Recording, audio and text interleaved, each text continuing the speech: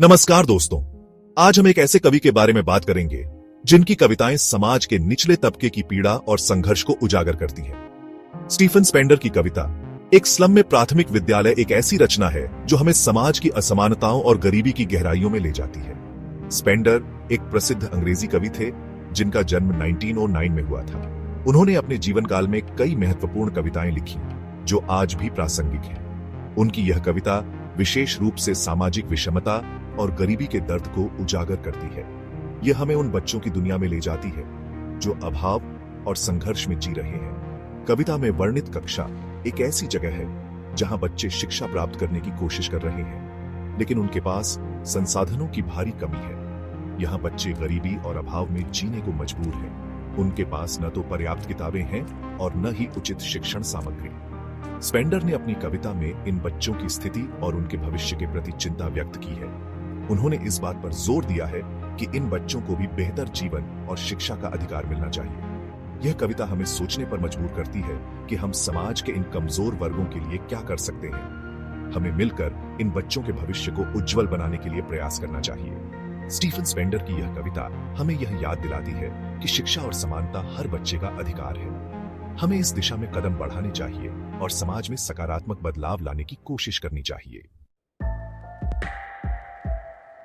कविता में कक्षा का दृश्य बहुत ही मार्मिक है। कक्षा एक छोटी सी, अंधेरी और गंदी जगह पर स्थित है। यहाँ धूप भी मुश्किल से पहुंच पाती है। बच्चे फटे पुराने कपड़ों में बैठे हैं। उनके चेहरे पर मायूसी और निराशा साफ दिखाई देती है।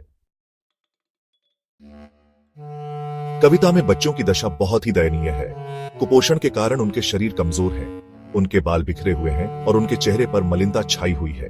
उनकी आंखों में सपने नहीं, बल्कि गरीबी और अभाव की मार साफ दिखाई देती है। विषमता का दर्पण कविता में प्रस्तुत विरोधाभास।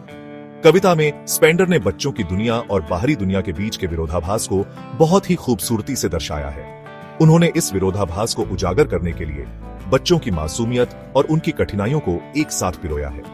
एक तरफ तो ये बच्चे गरीबी और अभाव में जीने को मजबूर हैं। उनके पास न तो पर्याप्त संसाधन है और न ही उचित शिक्षा के साधन। वहीं दूसरी तरफ बाहरी दुनिया में खुशहाली और समृद्धि है।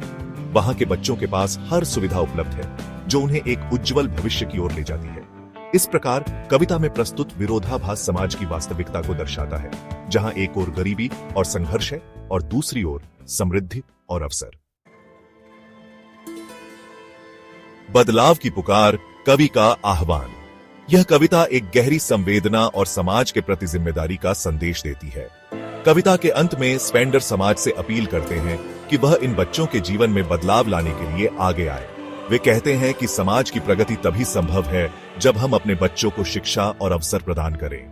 वे कहते हैं कि हमें इन बच्चों को शिक्षा और अवसर प्रदान करने चाहिए ताकि वे भी एक बेहतर जीवन जी सकें। शिक्षा ही वह साधन है जिससे हम गरीबी और अज्ञानता को दूर कर सकते हैं। इन बच्चों के चेहरे पर मुस्कान लाने के लिए हमें मिलकर प्रयास करना होगा। यह कविता हमें याद दिलाती है कि हर बच्चे का अधिकार है कि वह शिक्षा प्राप्त करे और अपने सपनों को पूरा कर सके।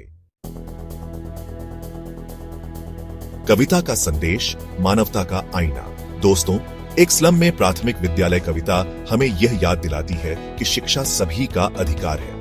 हमें इन बच्चों के जीवन में खुशियां लाने के लिए मिलकर प्रयास करने चाहिए। धन्यवाद।